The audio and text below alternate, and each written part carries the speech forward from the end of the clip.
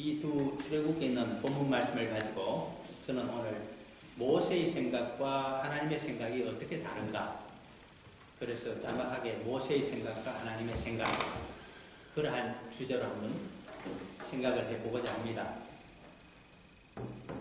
먼저 잠시 어떠한 내용으로 가르쳐질 것인가를 미리 선삼아 말씀드려 주자면, 모세는 40년간 애굽 제국에서 양육이 되어진 사람입니다.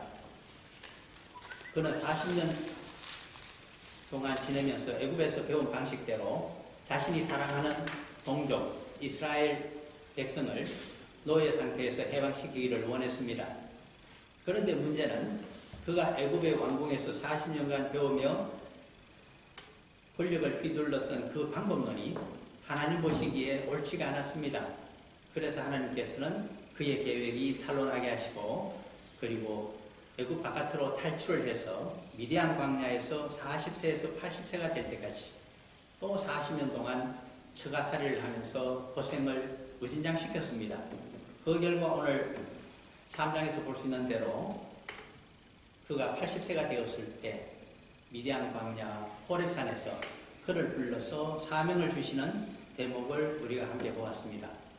그러면 우리는 모세가 애굽에서 40년간 살아오면서 동족을 해방시키기 위해서 사용하려고 했던 그 방법론과 그가 40년간 원치 아니했던 처가살이 광야 생활, 양치기 생활을 하면서 80세의 노인이 되어서 하나님의 부름을 받고 하나님의 능력으로 성취하려고 하는 민족 해방과 거룩한 백성을 만드는 방법론, 이 두 가지가 극명하게 대조가 되기 때문에 그 차이점을 알고서 우리의 신앙생활을 하나님의 뜻에 맞게 교정해 나가는 은혜가 오늘 말씀 가운데 임하기를 간절히 소원하면서 한번 역사적인 배경 그리고 자세한 내막을 이제부터 함께 생각을 해보고자 합니다.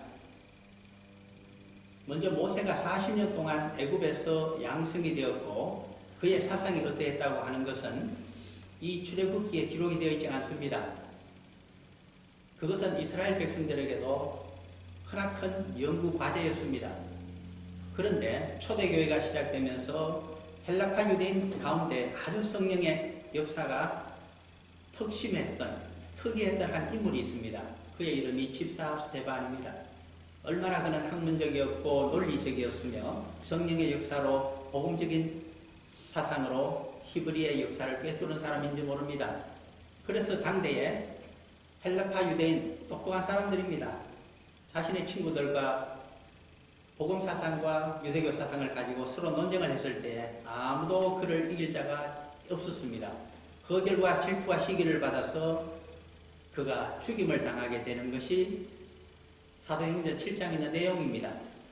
12사도가 있었지만 12사도보다 오히려 더 하나님 말씀을 꿰뚫는 능력을 갖고 있었기 때문에 먼저 순교를 당한 인물입니다.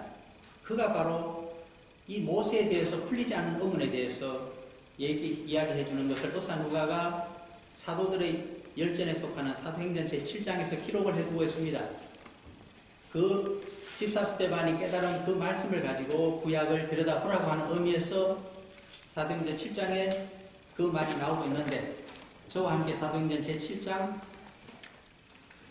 가셔서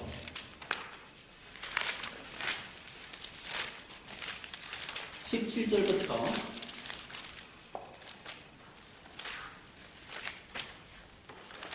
33절까지 사도행전 제7장 17절에서 33절까지 내용을 한번 더듬어 보고 비교를 해보아야 오늘의 주제와 관련해서 우리에게 어느 정도 이해가 되기 시작합니다.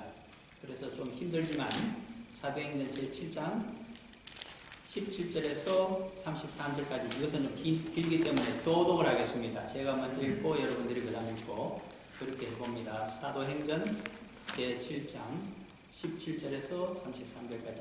17절입니다. 하나님이 아브라함에게 약속하신 때가 가까움에 이스라엘 백성이 애굽에서 번성하여 많아졌더니 요셉을 알지 못하는 새 인류를 애굽 왕궁에 오르네. 그가 우리 족속에게 교활한 방법을 써서 조상들을 괴롭게 하여 그 어린 아이들을 내버려 살지 못하게 하려 할세. 그때 모세가 났는데 하나님 보시기에 아름다운지라. 그의 아버지 집에서 석 달을 왕이 거적이 버려진 후에 바로의 딸이 그를 데려다가 자기 아들로 기름해 모세가 그 사람의 옷을 찔러내어 그의 말과 항상 응하노라. 나이가 40이 되매 그 형제 이스라엘 자손을 돌볼 생각이 나더니 한 사람의 원통한 일을 당을 보고 보호하여 앞에 받는 자를 위하여 원수를 갚아 애굽 사람을 쳐 죽이니라. 그는 그의 형제들이 하나님께서 자기 손을 통하여 구원해 주시는 것을 깨달으리라고 생각하였으나 그들이 깨닫지 못하였더라. 이튿날 이스라엘 사람이 싸우되 모세가 와서 하나씩 기억하여 가로되 너희는 형제라 어찌 서로 해하느냐 하니 그 동물을 해치는 사람이 모세를 비롯들어 이르되 누가 너를 관리와 재판장으로 우리 위에 세웠느냐. 네가 어제 내 사람을 죽인 것 같이 또 나를 죽이려 하느냐 하니 모세가 이 말 때문에 도주하여 미디안 땅에서 나그네 되어 거기서 아들 둘을 낳으니라. 40년 전에 천사가 신성한 광야 사슴 너를 이끌고 가라면서 그에게 이르되 모세가 그 광경을 보고 놀랍게 여겨 알아보려고 가까이 가니 주의 소리가 있어 나는 내 조상의 하나님 즉 아브라함과 이삭과 야곱의 하나님이라 하시되 모세가 무서워 가만히 가서지 못하더라. 같이 읽어봅니다. 주께서 이르시되 내 발에 신을 벗으라. 너가 서 있는 곳은 거룩한 땅이니라. 아멘. 우리들은 예수 그리스도의 제자이고 여호와의 종이며 우리들의 인생의 목적은 하나님 나라로 들어가서 영원한 생명을 하나님과 함께 누리고자 하는 것입니다. 그런데 그 하나님 나라는 이 땅 세속적인 세상과 다르게 한 가지 특징이 있는데 바로 오늘 사도행전 제7장 33절에서 보았던 그 낱말 그대로 거룩하고 거룩한 땅입니다. 그러므로 세상적인 사고방식에 젖어 있으면 하나님 나라에 들어갈 수 없습니다. 성도는 그러므로 예수 그리스도의 제자처럼 살아가려면 생각하는 방법과 살아가는 방법, 세상을 바라보는 눈, 재물을 관리하는 법, 자기의 소원을 성취하는 방법 모든 것이 다 달라져야만 합니다. 거룩한 방법으로 달라져야 되기 때문에 모세가 도모하고 있었던 자신의 생각과 방법론을 다 내려놓아야만 됩니다. 그래야 여호와 하나님을 만날 수 있고 여호와 하나님의 종이 될 수 있으며 그의 하나님께서 원하시는 사명을 감당할 수가 있게 됩니다. 그러한 측면에서 오늘 사도행전 7장에서 집사 스데반이 죽기 전에 성령의 충만함을 받아서 우리에게 그렇게 이야기를 해주고 있고 그것은 출애굽기에 있는 내용이 리피트되고 있는 대목이기도 합니다. 그러나 조금 더 깊은 내용은 사도행전 7장 23절에 보게 되면 나이가 40이 되매 그 형제 이스라엘 자손을 돌볼 생각이 나더니 드디어 40세가 되어서 자신의 동족을 찾아왔다는 의미입니다. 그 다음에 25절에 보면 그는 그의 형제들이 하나님께서 자기의 손을 통하여 구원해 주시는 것을 깨달으리라고 생각하였으나 그들이 깨닫지 못하였더라. 동족들이 인정해주든 안 해주든 간에 이때 모세는 동족들을 노예 상태에서 해방하는 데 있어서 자신을 중심으로 봉기를 할 수 있도록 그가 계획하고 실천하고 있었다 하는 사실을 우리에게 시사해주고 있습니다. 그 다음에 이때의 모세가 어떤 자격과 어떠한 학문과 어떠한 경륜을 갖고 있었는가에 대해서는 역시 집사 스데반이 사도행전 제7장 22절에서 이렇게 말하고 있는 것을 우리가 함께 보았습니다. 22절에 모세가 애굽 사람의 모든 지혜를 배워 그의 말과 하는 일들이 능통하더라. 그렇게 됩니다. 제가 지금까지 집사 스데반의 그 말을 통해서 어느 정도 어렴풋이 여러분들에게 개념을 잡도록 말씀을 드렸습니다마는 40년 동안 모세가 바로의 황궁에서 자라나면서 어떤 일들을 겪고 어떠한 생각을 하고 있는가에 대해서는 역사적인 스토리를 알지 않으면 좀채 우리 머릿속에 그려볼 수가 없습니다. 그래서 조금 힘들고 괴로우시더라도 그저 평생에 몇 번 들을 수 없는 이야기니까 제가 말씀을 조금 드려보도록 하겠습니다. 모세는 집사 스데반의 말 그대로 40세가 될 때까지 애굽에서 살았고 주로 왕궁에서 자라났으며 학문을 배우고 권력을 잡았던 사람입니다. 그에게는 양어머니가 있고 그 양어머니가 그를 애굽의 바로의 궁전으로 데려갔던 여인입니다. 그 공주의 이름이 역사학자들이 하나같이 이야기합니다. 핫셉수트 공주였다고 합니다. 핫셉수트 또는 핫셉수트로 기억하시면 됩니다. 이 공주는 굉장한 신분을 가진 사람입니다. 왜 그런가 하면 출애굽기 2장에 볼 것 같으면 2장 5절에서부터 쭉 나타나는 내용을 보면 바로의 딸이 목욕하러 나일강으로 내려와서 시녀들과 함께 나일강가를 그릴 때에 갈대 사이에 갈대 상자가 있는 것을 보고 데려다가 그 아기를 봅니다. 그런데 그 아기가 히브리 사람의 아기인 것을 이미 눈치를 챈 것이 출애굽기 2장 6절에 나와 있습니다. 이때 히브리 사람의 남자 아기에 대해서는 바로가 전부 애굽 사람은 발견하게 되는 즉시 나일강에 던져서 죽여버리라고 하는 바로의 명령이 있었음에도 불구하고 이 핫셉수트 공주는 자신의 권력에 의해서 그를 불쌍히 여기고 살려줄 수 있는 권력을 휘두르게 됩니다. 어떻게 이런 일이 애굽 제국이라고 하면 바로 황제가 다스리는 절대 권력을 가지고 있는 그때의 상황에서 이런 일이 가능할 것인가에 대해서 의문을 가지게 됩니다. 그래서 한번 애굽의 역사를 이제 들여다봅니다. 핫셉수트 공주를 중심으로 하여 들여다보면 됩니다. 출애굽기 1장에 보게 되면 8절에 이런 말이 나옵니다. 요셉을 알지 못하는 새 왕이 일어나 애굽을 다스리더니 하는 말이 있고 이건 역시 집사 스테반의 이야기 가운데 반복이 되고 있습니다. 여기서 요셉을 알지 못하는 새 왕이 과연 누굴까? 역사학자들이 많이 연구하고 있습니다. 그런데 저보고 물으신다면 이것은 제18왕조, 애굽의 제18왕조입니다. 18왕조를 개창했던, 문을 열었던 바로 아흐모세 1세를 이야기한다고 볼 수밖에 없습니다. 왜 그런가 하면 대충 훑어보면 역사는 이렇습니다. 야곱이 70명의 일행을 데리고 그것도 뭐 70명보다 훨씬 많은 수지만 대표자가 70명입니다. 데리고 애굽으로 가나안 땅의 거듭되는 흉년을 피해서 이주를 했을 때가 언제였던가? 그것이 주전 1876년경으로 보입니다. 이렇게 설명을 하기 위해서는 여러분들이 머릿속에 연대를 좀 계산해 볼 수 있어야 되는데 구약에 있어서 연대 계산이 기준점은 어디냐 하니까 열왕기상 6장 1절에 있습니다. 열왕기상 6장 1절 한번 찾아보실까요? 옛날에도 찾아본 적이 있는지 몰라도 자주 찾아볼수록 좋습니다. 성경신학적으로 어떻게 계산을 하는가를 보셔야 자신의 것으로 이 숲이 그려지고 나무를 우리가 짐작할 수 있지 않겠습니까? 열왕기상 6장 1절은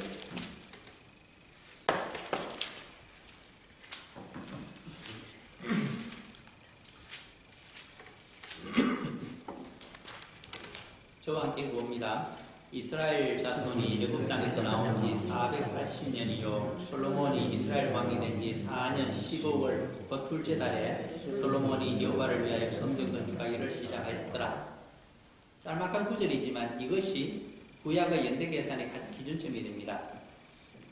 이스라엘 자손이 출애굽한 지 480년이 지났을 때 예루살렘 성전을 솔로몬 대왕이 건설하기를 시작했다. 그때가 언제냐? 이스라엘 왕으로 솔로몬이 즉위한 지 4년이 지나서 둘째 달이었다. 이것이 내용입니다. 보통 학자들이 주전 970년 또는 971년 상간에 솔로몬이 왕이 올랐다고 합니다. 그래서 여기 성전 건축한 때를 주전 966년으로 대체적으로 보고 있습니다. 약간 차이가 나는 것은 우리들이 쓰고 있는 달력과 유대인들의 달력이 약 넉 달 정도의 차이가 있기 때문에, 서너 달 차이가 있기 때문에 그래서 정확하지가 못해서 그렇습니다. 어쨌든 주전 966년에 성전 건축하기를 시작했고 더하기 480년을 하게 되면 출애굽의 해가 계산이 되어집니다. 966 더하기 480 그러면 주전 1446년 그것이 성경 연대상에 있어서 성경적으로 계산한 출애굽의 해입니다. 주전 15세기입니다. 그때 모세의 나이가 얼마인가? 80세입니다. 그러면 모세는 언제 태어난 사람일까요? 주전 1446 더하기 80 1526년에 태어난 사람입니다. 그가 태어났을 때로부터 44년 전에 애굽의 제18왕조가 시작이 됩니다. 누구에 의해서? 아흐모세에 의해서. 그것이 기록입니다. 아흐모세는 상이집트에서 나라를 일으켜서 천하를 하이집트에 있는 힉소스인들, 즉 셈족입니다. 그 동쪽에서 쳐들어왔던 조건을 알 수 없는 그 들판의 지배자들을 전부 쫓아내고 천하를 통일합니다. 그래서 그가 18왕조를 시작하면서 역사학자들은 그 시대를 새로운 통일왕조의 시대다. 그래서 신왕국의 시대라고 부르고 있습니다. 그때가 바로 주전 1570년입니다. 1570년. 모세는 주전 1526년에 태어났죠. 그러면 모세가 태어나기 70 빼기 26 하면 44년 전에 바로 이스라엘 자손들은 노예 생활을 시작하게 되었다는 말씀입니다. 우리는 흔히 430년 동안 애굽에 살면서 이스라엘 자손들이 430년 동안 노예 생활을 한 것으로 착각하고 있습니다. 아닙니다. 그들은 300년 넘게 아주 잘 살았습니다. 크게 번성했습니다. 그들의 뒷배가 되어주었던 힉소스인들은 같은 셈족이며 히브리 족속입니다. 히브리라고 하는 말은 메소포타미아 지역에서 서진을 하여서 애굽에 와서 함 족속의 땅에 셈족이 와서 살았다는 것이 히브리라는 말이기 때문에 어떻게 보면 같은 문화를 가진 사람입니다. 한 150년, 160년 동안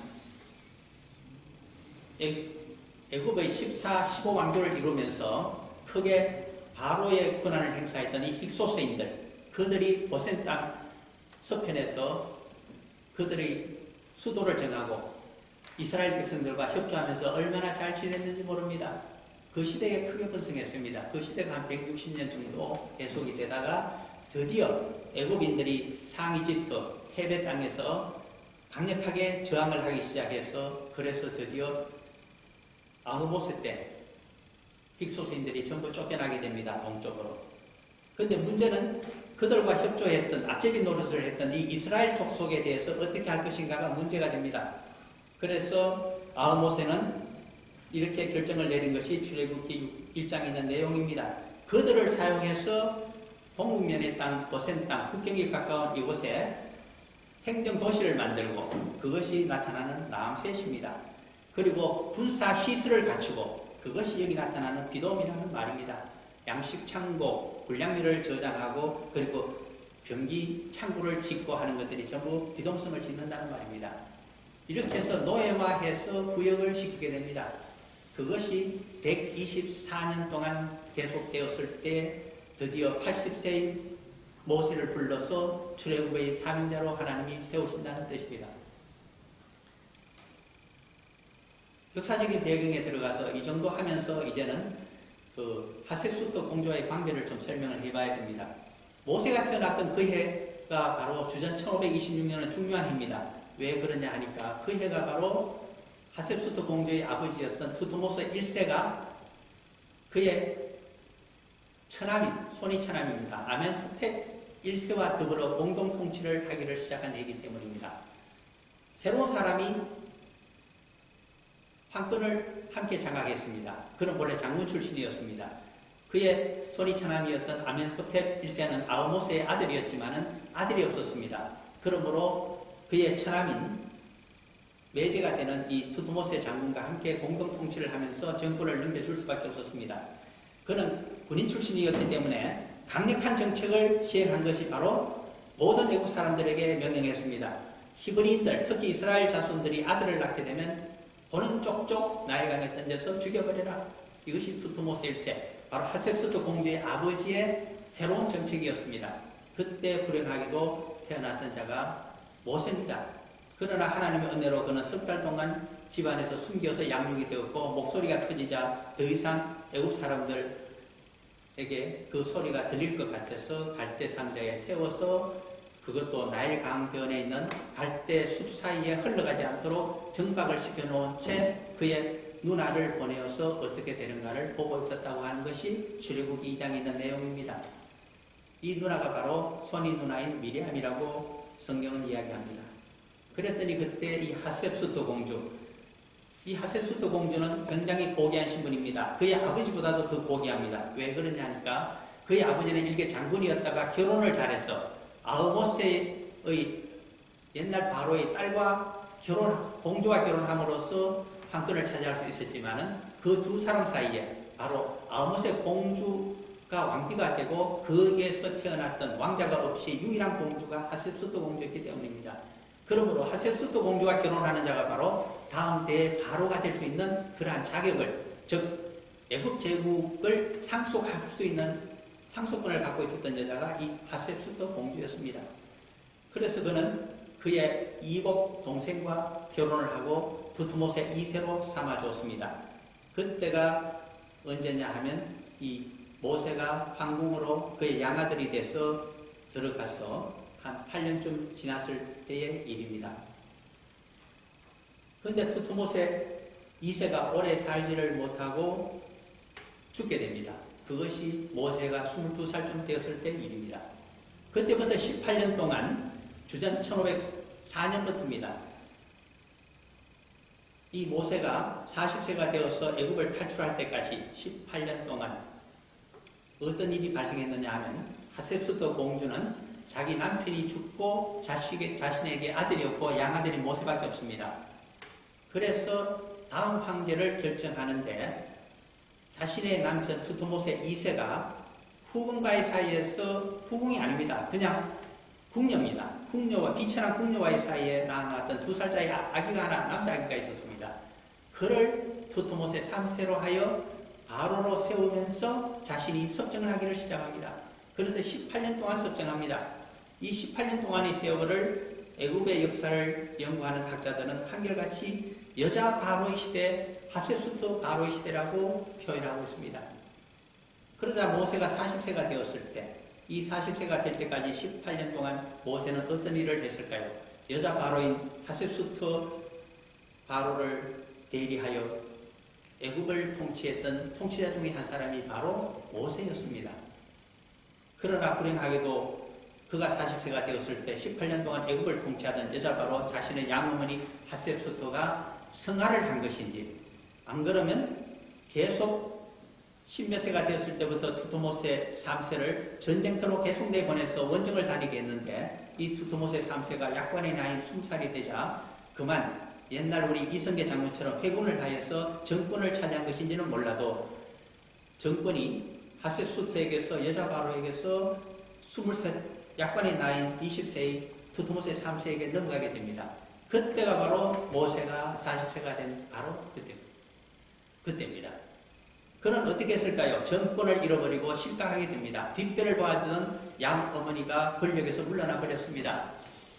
그래서 그는 도망치다시피 어디로 갔을까요? 자신의 동족들이 있는 고센 땅으로 간 것입니다. 그것을 두트모세 3세는 계속 지켜보고 있습니다. 감시를 하고 있습니다. 그런데 이때 이 모세는 깊은 궁리를 하게 됩니다. 어떻게 하면 저 20살에 불과한 두트모세 3세를 쳐부수고 내가 다시 애굽의 권력을 차지할 수 있을 것인가에 노심초사하게 됩니다. 그래서 그는 엉뚱한 생각을 하게 됩니다. 200만이 넘는 나의 동족 이스라엘 백성들을 군사조직으로 탈바꿈시키고 이 고센 땅에서 봉기를 일으킬 수 있는 방법을 찾아내자. 그래서 그가 봉화를 올리기로 하면서 아주 세상적인 방법을 사용합니다. 그것은 테러리스트가 하는 짓입니다. 애굽 사람이 히브리 사람을 치는 것을 보고서 주위에 아무도 없는지 살핀 다음에 아무도 없다고 하는 것은 애국 사람이 더 없다는 이야기입니다. 히브리 사람은 거기에 있었습니다. 동족들은. 용감하게 나가서 그 애국 사람을 아마 감독으로 짐작이 됩니다. 쳐 죽여버렸습니다. 안매장을 하고 맙니다. 그러면서 그 소문이 자신의 동족들에게 퍼지기를 기다린 사람입니다. 그러면 새로운 반란의 우두머리는 누가 될까요? 당연히 모세가 될 것입니다. 그렇게 해서 그 힘을 이용하여서 그는 애굽의 수도로 쳐들어가서 두트모세 3세를 몰아내고 정권을 차지하려고 했던 자가 누구였느냐? 바로 모세라고 추정이 되어집니다. 만약 그가 반란에 성공한다고 하면 그 대가는 어떻게 될까요? 자신의 동족인 히브리 족속들은 모세 한 사람만을 위해서 엄청난 피를 흘려야 됩니다. 그렇게 해서 애굽 제국을 차지해본들 그 다음 그 수많은 애굽 사람들이 또 나중에 다시 그들을 히브리 족속을 치지 않는다고 누가 장담하겠습니까? 그러므로 그것은 세상적인 방법이며 불사적인 방법이며 힘을 이용하여서 노예에서 자신의 동족을 해방시키고 그 군자에 자신이 앉겠다고 하며 자신의 동족을 자신의 권력 탈환의 하나의 도구로 사용하는 것밖에 되지를 못합니다. 이것을 하나님이 좋아하실까요? 싫어하실까요? 철저하게 싫어하십니다. 어떻게 이스라엘 자손을 하나님의 백성으로 삼지 아니하고 모세의 백성으로 삼는단 말인가? 그리고 원수를 이와 같이 칼로서 징계를 하고 다시 그들을 다스리게 된다면 역사는 개미 처박기 같이 계속 피해 역사로 그리고 보복의 역사로 돌아갈 수밖에 없습니다. 하나님의 방법이 철저하게 아닌 걸 알게 됩니다. 그래서 실패하게 됩니다. 도망을 치게 됩니다. 두트모세 3세는 위험한 일을 하고 있는 그를 철저히 잡아서 죽이려고 추적을 합니다. 그러나 그는 시나이 반도를 지나서 아라비아 반도까지 들어갑니다. 아라비아 반도 첫머리에서 만나는 땅이 바로 아라비아 서북부에 위치하고 있는 미디안 광야입니다. 미디안 족속의 땅인데 미디안은 그 조상은 누군가 하면 바로 창세기 25장에 따르게 되면 아브라함이 후처 그드라와의 사이에서 낳았던 6아들 가운데 4번째 아들이 미디안입니다. 그러므로 그들은 하나님을 섬기는 사상을 갖고 있는 족속들입니다. 그 하나님 경외심이 높지는 못하지만은 그래서 하나님을 섬기는 제사장을 그들이 지니고 있습니다. 그 이름이 바로 미디안 제사장 출애굽기 2장에 그 이름이 르우엘로 나타납니다. 이 르우엘을 만나고 그 집안에 들어가서 접대를 받음으로 말미암아 모세는 그 미디안 제사장 하나님을 섬기는 제사장 르우엘의 맞사위가 되는 신분을 얻게 됩니다. 그 다음에 출애굽기 제3장 1절에 오게 되면 하나님을 섬기는 미디안 제사장 르우엘의 이름이 장인 이드로라고 제사장 이름이 바뀌어져 나오고 이드로의 양떼를 모세가 나이 80세가 될 때까지 40년 동안 미디안 땅을 옮겨 다니면서 양치기 생활을 했다는 내용을 적고 있는 것이 출애굽기 3장 1절의 내용입니다. 그렇다면 생각을 해봐야 됩니다. 모세가 40년 동안 미디안 광야에서 어떤 삶을 살아갔던가 하는 것은 장인 이름 2가지를 가지고 추측을 해보면 아주 알기 쉽게 정리가 되어집니다. 첫 번째 2장에 나오는 출애굽기 2장입니다. 18절에 보면 르우엘이란 이름으로 나타납니다. 그는 하나님을 섬기는 하나님 사상을 갖고 있는 하나님께 제사 지내는 제사장 르우엘입니다. 정확하게. 그러므로 애굽에서는 잃어버렸던 하나님께 대한 제사 어떻게 지내는가 하는 것을 모세가 배우게 됩니다. 누구를 통해서? 장인인 미디안 제사장 르우엘을 통해서 그는 배운 것입니다. 애굽에서 배우지 못한 애굽 왕궁에서는 그는 힘으로 천하를 통치하는 방법만 배운 사람이고 군사적인 방법으로 권토 중례하고 정권을 차지하는 정적을 숙청하는 그 방법밖에 배운 것이 없는 사람입니다. 그러나 그러했던 그가 40세부터 80세가 될 때까지 40년 동안 처가살이를 하면서 그는 장인, 제사장, 르우엘로부터 하나님을 섬기는 방법을 배우게 된 사람입니다. 두 번째는 무엇일까요? 그는 장인 이드로로부터 양치는 방법을 배우는 것입니다. 이것은 광야에서 40년 동안 살아남을 수 있는 목축업을 하는 방법을 누구에서 배웠는가? 그는 몸소 장인 이드로로부터 배웠으며 그가 자신이 양치기 생활을 하면서 40년을 살아갔다는 것입니다.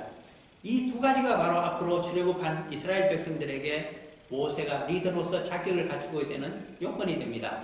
그들을 하나님의 백성으로 만드는 제사장이 바로 모세가 되어야 되고 그들에게 애굽에서 몰고 나온 거센 땅에서 몰고 나온 양을 침으로 해서 양식을 상당 부분 충당해야만 되는 이 광야의 양치기 생활 그 경험이 바로 이때 40년 동안 그가 미디안 땅에서 체득이 되어진 것입니다. 그러므로 쉽게 말씀을 드린다면 지도자들은 그냥 만들어지는 것이 아닙니다. 그의 인생을 통해서 그의 경험을 통해서 그가 습득한 지식을 통해서 그가 실천한 삶을 통해서 지도자의 역량은 하늘 앞에 만들어져 나가는 것입니다. 예를 들면 예수님께는 12사도가 있었습니다. 그러나 예수님께서는 부활승천하시고 난 뒤에 다메섹 도상에서 4~5년이 지난 다음에 한 사람의 랍비를 후속 사도로 뽑았습니다. 그가 바로 사도 사도가 되기 전에 랍비 사울이었습니다. 나중에 사도 바울로 이름이 바뀌지 않습니까?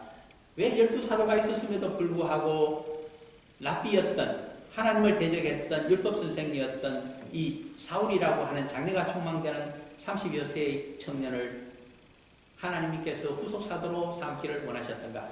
그것은 그가 랍비 사울이 공부했던 엄청난 공부의 양에 들어 있습니다. 그는 본래 소아시아 길리기아 성 다소 성의 교육도시 출신입니다. 그러므로 헬라 철학과 헬라 학문을 어린 시절에 얼마나 명석한 두뇌로 공부한 사람인지 모릅니다. 워낙 뛰어난 사람이기 때문에 베냐민 지파에 속했던 그의 부모님은 그를 예루살렘 가장 훌륭한 율법학자인 가말리엘 문화에 보내어서 앞으로 조국을 위해서 일할 훌륭한 일꾼으로 키우고자 했습니다. 그래서 거기서 10수년 동안 또 공부함으로 해서 가장 젊은 나이에 가장 뛰어난 랍비로서 명성을 떨치던 사람이 바로 사울이라고 봐야만 합니다. 이 사람을 불러서 사도로 사용하고 그리고 성령님이 임재하여서 그를 예수 그리스도에 대한 복음을 깨닫고 유대인들에게 또 헬라 사람들에게 전해줄 수 있는 위대한 선교사로 삼았던 것이 하나님이십니다. 그러므로 하나님 앞에 무식했던 베드로도 나름대로 쓰임새가 있고 60세가 넘어서 소아시아 땅에서 공부를 하여 제사복음서와 요한계시록, 요한 1, 2, 3서 등을 기록했던 늦게 공부했던 사도 요한도 나름대로 쓰임새가 있고 그들이 또 하지 못하는 더 심원한 복음의 깊은 진리를 헬라식으로 그리고 유대인들이 히브리 경전에 비추어서 설명해 줄 수 있는 선생으로서는 후속 사도로 랍비 사울을 불러서 사도 바울로 사용했다는 사실을 우리가 보게 됩니다. 흔히 어떤 사람들은 성경을 해석하면서 교회 지도자가 된다면 과거의 경력이라든가 공부는 다 필요가 없다고 함부로 얘기하는 사람들이 있습니다. 물론 거룩한 곳에 올라가기 위해서는 신을 벗어야 되며 자신의 마음을 세상 것들보다 하나님의 영적인 말씀에 귀를 기울이며 그 말씀에 비추어서 자신의 지성도 감정도 자신의 의지도 조명하고 조율해야 된다는 것은 틀림없습니다. 인간의 의지가 앞서서 안 되고 하나님의 의지에 발을 맞추어 가며 그 말씀을 주인으로 섬겨야만 되는 것이 종의 입장입니다. 그러나 하나님께서는 그 종이 갖고 있는 모든 경륜과 세상 경륜과 그 장점을 그것도 하나님이 주신 능력이기 때문에 달란트이기 때문에 모두 사용하게 하신다는 것을 볼 수 있습니다. 그리고 호렙산에서 모세를 부르시는 여호와 하나님께서는 그를 40세에 부르신 것이 아니라 80세에 부르십니다. 그래서 3장 12절에 보면 이런 이야기가 나옵니다. 그에게 사명을 부여했을 때 모세는 하나님께 이렇게 말씀드립니다. 출애굽기 3장 12절입니다. 하나님이 이르시되 내가 반드시 너와 함께 있으리라. 내가 그 백성을 애굽에서 인도하여 내 후에 너희가 이 산에서 하나님을 섬기리니 이것이 내가 너를 보낸 정근이라고 정확히 얘기해 줍니다. 그러나 그 앞에 11절에 보면 모세는 이렇게 말씀하고 있습니다. 모세가 하나님께 아뢰되 내가 누구이기에 바로에게 가며 이스라엘 자손을 애굽에서 인도하여 내리까. 옛날 성경에는 모세가 하나님께 아뢰되 내가 누구 관대 바로에게 가며라고 하는 하나님께 대해서 원망하고 불평하며 또 어떻게 보면 겸손하게 자신은 적임자가 아니라고 하는 이야기를 하고 있는 대목입니다. 40세의 모세 같으면 하나님이 능력을 다해 주고 거의 쉽게 하나님의 능력으로 출애굽을 시켜주고 이제 거룩한 백성으로 애굽에서 노예 해방을 맞이하도록 해주겠다고 하면 자청하여서라도 먼저 뛰어갔을 모세입니다. 그것이 40세의 모세였습니다. 자신의 소원을 성취하기를 원했던 젊은 시절의 모세입니다. 그러나 처가살이 40년 하고 그리고 또 양치기 생활 40년을 하고 나자 그는 이제 늙은 사람이 되고 말았습니다. 자신의 힘으로는 동족을 해방시킬 아무런 방책도 능력도 없습니다. 하나님께서 해주신다고는 하지만 그가 팔팔했던 40세에 해주지 아니하고 80세나 된 자기를 불러서 쓰시겠다니 참으로 원망스럽습니다. 그래서 내가 누구간데 누구이기에 그 일을 감당할 수 있겠느냐고 이렇게 겸손 삼아 거절하는 대목을 우리가 보게 됩니다. 하나님의 사람 어떨 때 데려다 쓰실까요? 내 힘으로 내 능력으로 젊었을 때는 할 수 있을 것 같았지만 나이가 들어서 보니 저는 할 수가 없습니다. 옛날에 저는 40년 전에 해봤지만 실패했습니다.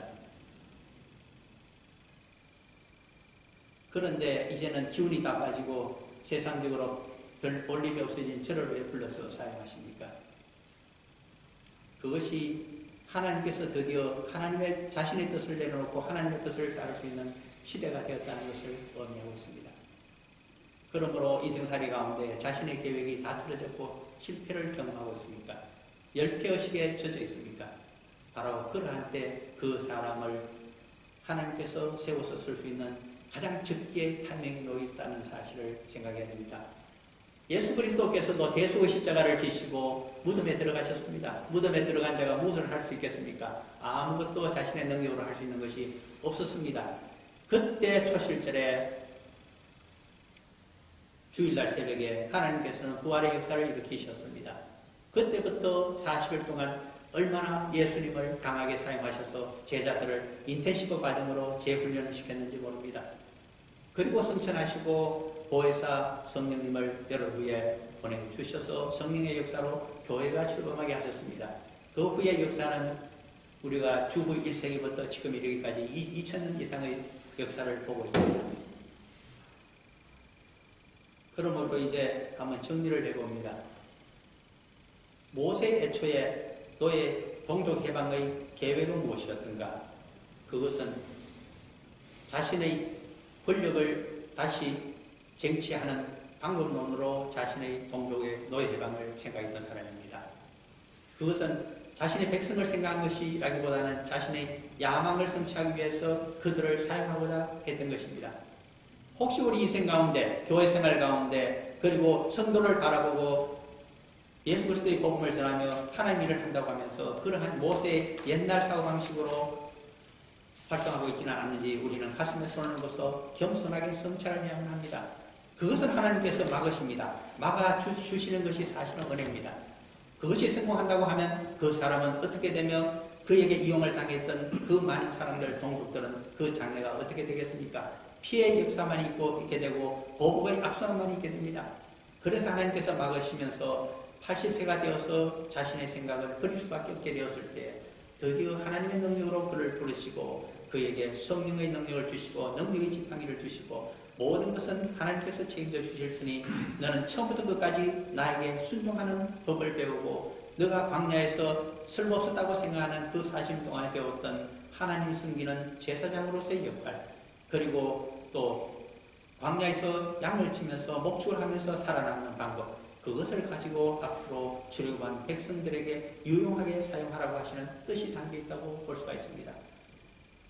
그러므로 결론적으로는 우리 자신의 생각과 힘, 지혜를 내려놓고 어떻게 하나님의 뜻에 순종하며 그분께서 하나님의 능력으로 행하시는 일에 세상 사람들은 이해할 수 없지만 내가 그것을 바라보며 의지하고 나갈 수 있는가? 그게 우리 성도의 삶의 비밀도, 영적인 지도자의 역량도, 그리고 하나님의 백성을 거룩하게 만드는 방법도 모두 들어있다는 것을 다시 한번 점검하시는 시간이 되었으면 참 좋겠습니다. 제 말씀 이것으로 마치고 정말 기도드립니다. 사랑하는 아버지 하나님,